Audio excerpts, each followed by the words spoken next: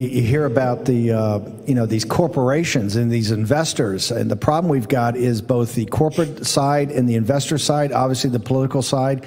You see, I think the cowardice and not just confronting the Chinese Communist Party, but actually being the business partner to the Chinese Communist Party. Remember, the freedom of the Chinese people, their struggle for freedom is going to be the defining issue of the first half of the 21st century. And whoever assists the Chinese people, only the Chinese people can get their freedom, right? They're the only ones that can fight for and win their freedom. But whoever assists them in that will help to write the history of this time. And now with that, I want to bring in a true hero. This is a defector from, she was at the P3 lab in Hong Kong. Dr. Yan, you've seen her on Fox News. You've seen her with Bill Hemmer. You've seen her on Fox Online. Dr. Yan, thank you very much for joining us at the Falkirk Center Freedom Summit today. It's always a pleasure to meet you, sir, and thank you for inviting me to War Room. Listen, you've inspired so many people just with your heroic story of what you did to leave Hong Kong and come and tell the story of the West. But specifically, I want to ask a couple technical questions. Tell us about the P3 lab you worked in Hong Kong. What was its role, and particularly what was its role in overseeing or looking at anything that was going on in mainland China? So the P3 lab I work in Hong Kong actually belong to the University of Hong Kong and the School of Public Health. So the head, Prof. Pieris Malik, and also the other head, Professor Liu Peng, both of them are the WHO consultant for both emerging disease influenza and also new coronavirus. And we are the WHO reference lab. This lab is a top coronavirus lab in the world, and these two experts are the top corona experts in the world. So basically in this lab, we are capable to produce and also analyze all the type of the emerging virus.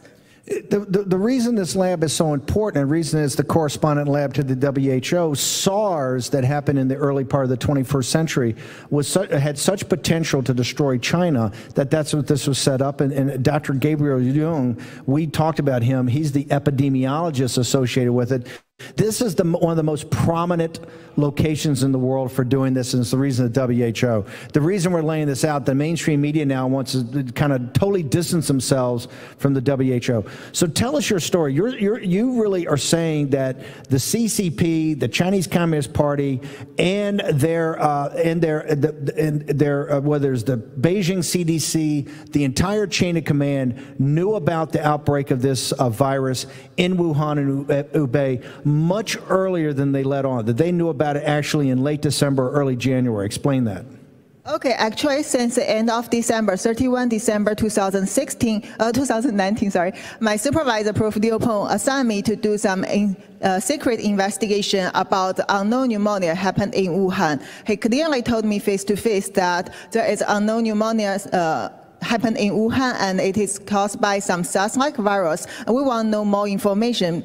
He need to write the report to Hong Kong government. But actually, there are no official news come from mainland China. So I use my background because I got my PhD and MD from mainland China. I have the huge network in Chinese hospital and also government and research institute. So I turned to my friend and who work under China CDC, has the first hand of information. He told me, as I called, since the end of December, the China government already knows there are over 40 cases confirmed in Wuhan, not as they said 27, and also they got the genome sequence already from Wuhan, not as they stated in the middle of January. And the other thing, most important thing is there are human-to-human transmission exists, and there are family clusters happened. So these are all the key points that I know at that time, and also the Wuhan doctors are very scared. They dare not to say anything, just ask people to wear masks. And I reported to Liu Peng and WHO.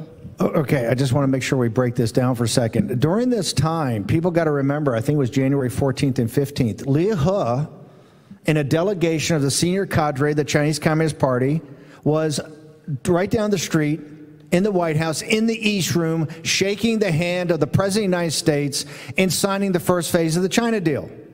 Now, I just want to go back, and Dr. Yan, make sure I understand this. You're saying in late December, early January, they knew that they had an outbreak in Wuhan and Hubei province, okay? They knew that they had community spread, human-to-human transmission. You can prove that, and that all happened in the early part of January of 2020. Exactly, they can prove it. Okay, and so they came here. What I think people find shocking, you're at a reference lab. Really, a reference lab is kind of, I guess, the supervisory lab to make sure that what's going on in these P3 and P4 labs in mainland China is okay.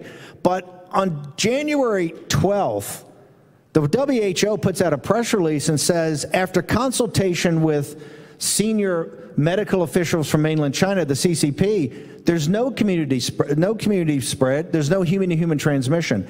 Then they tweet out on the 14th, they tweet out the same thing. The exact day, one of the days that the delegation from the Chinese Communist Party is having dinner with their American counterparts here.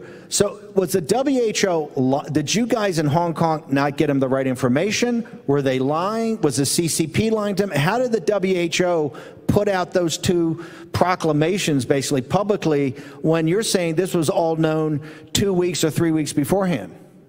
So this also make me surprised at the time, because I know that definitely the WHO experts already know this news, and the CCP government know it even earlier than them. And I don't know why they all collaborate together to hide the truth to the world. And also that's why when mid-January, my supervisor Liu Peng again assigned me to do more secret investigation about this, and I got information. I see no response from him. Then I turned to tell the truth through YouTube media, Mr. Lude, and tell the world in China about the news. Were you ever, we're going to have to jump to a break, but we want Dr. Yan to stay over. We're going to be coming to Milesguo in the next segment also, but I need Dr. Yan to stay through. Were you ever, first you're assigned to find out what's going on, right, as the head lab technician. Then you start finding out, and it contradicts with what the WHO is putting out. Exactly. Are you warned? Did anybody say, I mean, do you go to your supervisor and say, hey, there's a big disconnect between what the truth is and what's coming out? And do they say anything to you? Yes, exactly. So since the beginning of the investigation, my supervisor told me to be careful. And then in the middle of January, exactly on 16 January, when he again asked me to do the investigation, he told me that I quoted him, don't cross the red line and be careful, if not, you will be disappeared. Dr. Yan, when somebody tells you not to cross the red line, what in your interpretation as someone from mainland China, what is that? What's your interpretation of that?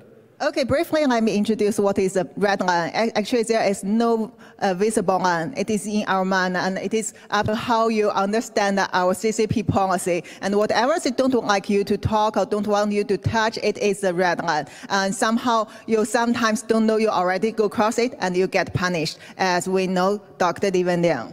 So they essentially threaten you. Okay, I want to turn back to Rahim Kassam to take us out. We're going to come back with Dr. Yan in a minute. We got Milesguo next segment also. Back to Rahim.